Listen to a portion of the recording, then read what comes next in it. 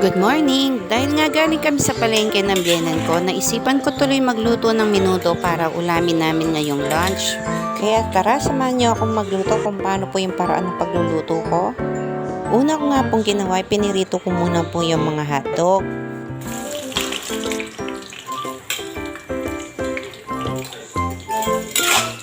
Tapos kapag gusto nyo na po yung pagkaluto ng hotdog, hanguin nyo na po. Isunod nyo na pong ipirito yung patatas at saka po yung carrots.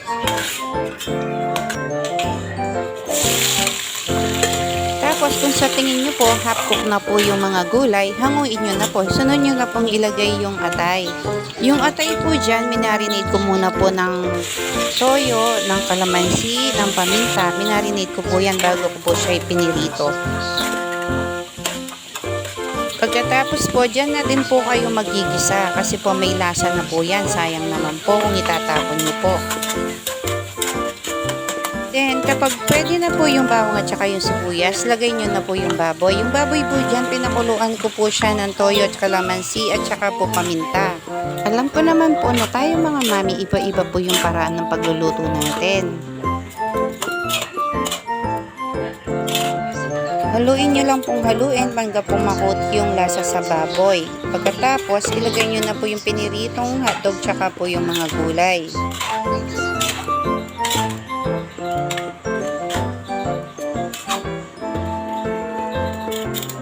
Kapag nahalo na pong mabuti yung mga sahog, ilagay nyo na po yung tomato paste. Mas masarap po yung tomato paste kaysa sa tomato sauce.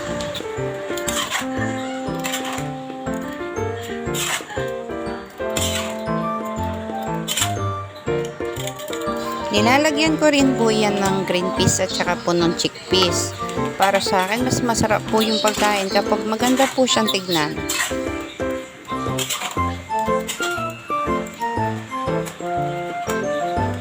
Tapos huli ko po nilagay yung bell pepper at saka po yung atay.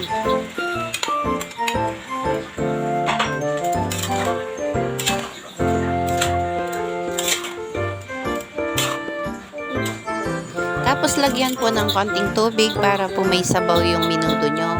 Lagyan din po ng asin at saka po ng paminta. Pakuluin nyo lang po siya tapos po ready na po yun.